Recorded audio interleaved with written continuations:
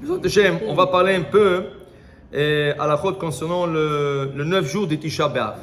Ok? Il y a un halakha très connu qu'on n'a pas le droit de manger de la viande. Ok?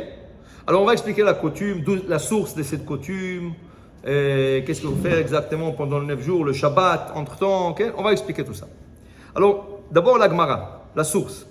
Tanu Rabbanan, Chachamim nous enseigne. Il dit ici que chez Charav Abayit Bashnia, quand le deuxième temple s'est détruit, pas le premier, le deuxième, Rabou Perushim d'Israël, c'était la deuxième fois que la maison de Dieu s'est détruite, la même date. Le mur de la ville a été défoncé le 17 Tammuz, la même date que le premier. Le Goïm ont tué des gens pendant 3 semaines et ils ont défoncé le mur Tisha B'Av et ils ont brûlé le Beth Amikdash. Ça fait 2 fois la même date. Là, les gens l'ont pris beaucoup plus en sérieux. Même la première fois, ils l'ont pris au sérieux. Mais la deuxième fois, beaucoup plus en sérieux. Là, 2 fois la même chose, les mêmes dates. Il n'y a pas le hasard. Alors, il y avait un groupe qui s'est formé dans le peuple d'Israël qui s'appelle le Ferushim, les pharisiens. Pas les parisiens, les pharisiens. Okay? Il dit ici, et ils ont décidé, on ne mangera plus de la viande. On ne boira jamais plus du vin jusqu'à le 3e temple se construit. Là, le problème était qu'ils ont commencé à s'imposer sur le peuple. Quand ils voyaient quelqu'un manger de la viande, quoi, tu n'as pas honte, tu devrais avoir honte, la maison de Dieu est vide et il n'y a pas de viande. Qu'est-ce qu'il y a dans la maison de Dieu? Sur la table de Dieu, qu'est-ce qu'on sert? Des sacrifices, c'est de la viande. Avec chaque sacrifice, il y a des libations de vin. C'est du vin. Ah, ils ont dit quoi? La table du maître, elle est vide. Et toi, sur ta table, tu manges de la viande et tu bois du vin, tu n'as pas honte. Alors les gens se sont retirés, mais les gens ne pouvaient pas. C'était une gezerah, c'était un décret que les gens ne pouvaient pas tenir. Parce qu'avant, ils vivaient sur la viande. Il n'y avait pas comme aujourd'hui beaucoup de fruits, beaucoup de légumes, beaucoup de diètes, une diète de ça, une diète de ça, une diète de ça. Les gens mangeaient normal, la viande et le vin. Alors là, il y avait une pression qui commençait à se former dans le peuple. Parce que n'oubliez pas, eux ils ont dit pas 9 jours.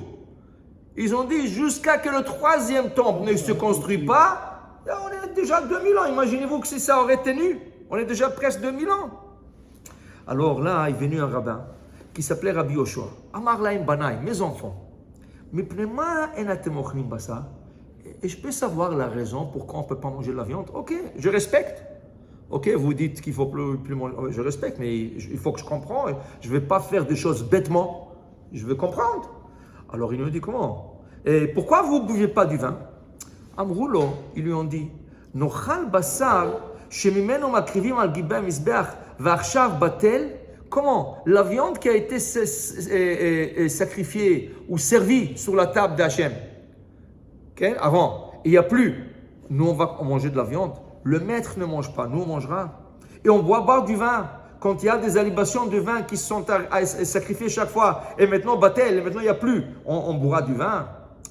Amar Lahem, Rabbi Yoshua dit, ok, merci pour l'explication. Mais j'ai une petite question à vous demander, s'il vous plaît. Est-ce que vous pouvez me répondre? Dit quoi? Amar Lahem, lo nochal lechem. Il ne faut plus manger du pain. Pourquoi? Parce qu'il y avait chaque fois, il y avait les menachot. Menachot, c'était de la pâte. Shavuot, il y avait 2 pains. Okay? Pesach, il y avait l'orge qu'on préparait aussi un sacrifice. Alors, on ne devrait pas manger du pain. Ils lui ont dit, waouh, toi tu es fort. Hazak ou Baruch, on n'a pas pensé sur ça. Oui, on l'ajoutera dans le menu. Plus de pain. Pas de gâteau, pas du pain, pas rien. Ah. Alors ils lui ont dit, oui, alors tu sais quoi? C'est bon. Alors ils ont dit, mais tu sais, c'est pas la fin du monde, tu sais? Pourquoi? Parce qu'on peut on peut toujours manger des fruits. Tu manges des fruits, tu es bien. Alors il leur a dit, non, monsieur le rabbin, non. On sacrifiait aussi des fruits. Le bikurim, le premis. Le premis. Chaque fois que tes fruits poussaient, on emmenait ça au Beth Amikdash au Kohen. Alors, on peut plus manger des fruits là. Il faut s'abstenir. Alors, on a dit, tu sais, toi, Chazak ou Baruch, tu es très fort, toi. Tu aurais dû nous joindre depuis longtemps là. Alors on va ajouter les fruits dans le menu. Alors plus de viande, plus de pain, plus de vin et plus de fruits. Qu'est-ce qui se passe avec les Non, alors il leur a dit, et il leur a dit, écoutez, mais si on veut être à la lettre, alors maïm, il ne faut plus boire de l'eau. Parce que Sukkot, qu'est-ce qu'on faisait? Des alibations d'eau. Nisuchamaim. On versait 7 jours. 7 jours, ils allaient dans le fleuve des Shiloach, qui est un fleuve qui se trouvait juste à côté de Jérusalem, et chaque jour ils puisaient de l'eau, et ils venaient verser ça sur l'autel. Alors, puisque le misbéach est vide, il n'y a pas d'eau, il ne faut pas boire de l'eau. Alors, ils lui ont dit, ah, tu exagères, toi, tu es fanatique. Tu es trop fanatique, toi. Okay? Il dit, non, écoutez, si vous faites un décret, il faut que ça fait du sens. Oui, ça fait du sens, qu'est-ce que vous dites? Mais il faut faire ou tout ou rien du tout. Mais on ne peut pas faire rien du tout, parce que je vous comprends aussi. Je vous comprends, parce qu'il faut faire quelque chose. Il ne faut pas laisser la situation comme ça, dormir. Alors il leur a dit, écoutez, on ne fait jamais un gozrim gezera à la tzibour, on ne fait jamais un décret sur un public si la majorité du public ne peut pas tenir. Si la majorité du public peut l'accepter, on fait un décret. Mais quand la majorité du public ne peut pas l'accepter, on ne fera jamais un décret. Donc, on fera certaines choses pour justement marquer le coup de la destruction du temple. Alors, il leur donne, par exemple, une personne construit une nouvelle maison. Okay? Toujours, il faut laisser un petit coin dans le salon, de la salle à manger, non fini. Non fini. Pourquoi? Chaque fois que tu t'assois dans la salle à manger, tu vois ce coin, waouh, ça me dérange. Ah oui, ça te rappelle la maison de Dieu qui est détruite. Hein? Ça te dérange, mais la maison de Dieu est complètement détruite. Regarde, Baruch Hashem, tu es dans une belle maison, et ça te dérange, un petit coin comme ça. Amma al amma, un demi-mètre sur un demi-mètre. Un carreau de un demi-mètre, 50 cm. Alors, ça. Une femme, quand elle achète ses bijoux, oui, il ne faut pas exagérer là. Il faut laisser un petit bijou. Tu as envie de porter 5 bagues. Chaque doigt une bague. Ok, porte sur 4 doigts. Tu sais? Et ça va te déranger que le pouce n'a pas une bague. Et va te dire, ça c'est pour Hachem. Tu comprends? Il leur a dit, il y a des choses à faire. Mais, alors il dit ici, la viande et le vin, vous avez raison. Alors dans ce cas, on prendra une semaine où on ne mangera pas de la viande et on ne boira pas le vin. Mais cette semaine, ça ne va pas être toute une semaine. Ça va être la semaine de Tisha B'Av, qui veut dire de dimanche jusqu'à le jour du jeûne. Alors, 2 fois, si par exemple Tisha B'Av tombe un mardi, tu as 3 jours. 2 fois, Tisha B'Av peut tomber un jeudi, tu as 5 jours. 2 fois, il tombe un dimanche et un samedi, tu n'as rien du tout. Okay? La Gemara conclut comme ça que ça va être, on ne mangera pas la viande la semaine de Tisha B'Av. Mais avec le temps, comme ils ont vu des fois que ça tombe un dimanche, ça tombe un samedi, là, toute la semaine, tu as mangé de la viande. Alors, ils ont décidé d'avancer ça à Rosh Chodesh Av. Depuis le Rosh Chodesh Av, ça veut dire ça va devenir 9 jours. Pendant 9 jours, on ne mangera pas de la viande et on ne boira pas le vin. Mais maintenant, le samedi n'est pas inclus. Pourquoi? Les Avdil, elle fait Avdalot. Même les endeuillés, le samedi, il y a des choses qu'ils ne peuvent pas faire. Ils ne peuvent pas montrer un deuil public. Ça veut dire que l'endeuillé qui porte une chemise déchirée et des souliers qui ne sont pas en cuir, quand il va à la synagogue samedi, juste avant d'aller à la synagogue, 1 heure avant, il doit changer ses habits pour les habits de Shabbat. Tu n'as pas le droit de rentrer à la synagogue samedi avec les habits de deuil, avec une chemise déchirée. Ce n'est pas honoreux pour le Shabbat. Tu n'as pas le droit de rentrer avec des pantoufles ou avec des souliers. Ce n'est pas kavod pour le Shabbat. Oui? Quand il va s'asseoir à table, le monsieur qui est en deuil ou la madame, ils vont s'asseoir sur la table normale. Toute la semaine, ils étaient assis par terre ou sur une petite chaise. Le Shabbat. La seule chose, il y a une coutume. C'est une coutume qu'ils ne mangeront pas la viande le samedi. C'est une coutume. Okay? Ceux qui sont en deuil. Ceux qui sont en deuil. Okay? Mais en règle générale, tout le monde doit manger la viande. Ou au moins goûter la viande. Tu n'aimes pas la viande? Au moins goûte la viande. L'Ikhvot Shabbat. Okay? Alors le samedi n'est pas inclus dans le décret. Mais non, samedi, ça veut dire vendredi soir, samedi midi, samedi après-midi, tu peux manger de la viande. Et même Souda Revi'it, le quatrième pas de David Ameler. Mais tu dis, mais moi, je ne mange jamais Souda Revi'it. Mais tiens, tu as préparé la viande pour Shabbat. On dit aux dames, il ne faut pas trop, tu sais, les dames, elles n'ont pas de mesure. Bon, Hashem, quand une bracha, il y a une bracha, quand tu prépares, elles préparent pour une armée. Ils sont 2 personnes, ils préparent pour 20 personnes. Okay? Alors après, samedi, tu as toute la viande qui est restée. Alors si tu as des invités, tu leur sers le dimanche, le lundi, le mardi. Donc, alors on te dit, pour ce samedi-là, essaie de faire des portions plus ou moins justes. Pour qu'il n'y aura pas de la viande qui reste. Okay? Maintenant, si tu restes un peu de la viande, et tu ne veux pas la jeter, Ouais, alors tu sais qu'est-ce que... Mange Souda Revi'it avec la viande. Fais Souda Souda Revi'it. Tu as mangé... Ça va, mais tu peux, la halakha te permet. C'est quand Souda Revi'it? Souda Revi'it, c'est le 4e repas après l'Avdallah. Après l'Avdallah. Après l'Avdallah, c'est le 4e. C'est le repas qu'a instauré le roi David. Parce que le roi David, Hachem lui a dit qu'il va quitter ce monde un samedi. Alors tout le samedi, il faisait le Tehillim. Et samedi soir, quand il a passé le samedi, il n'est pas mort. Alors il a fait tout un repas, il a fait un festin. La Souda Revi'it, c'est le David Ameler qui l'a instauré. Il a fait. Maintenant, regarde, si tu dis, je suis full, je suis plein, je ne peux pas manger, il te reste un peu de la viande, tu le jettes? Non, garde-le. Pour après Tisha B'Av. Congèle. Exact. Garde-le après Tisha B'Av. Si Tisha B'Av c'était mardi, tu peux le manger mercredi, jeudi, tu peux.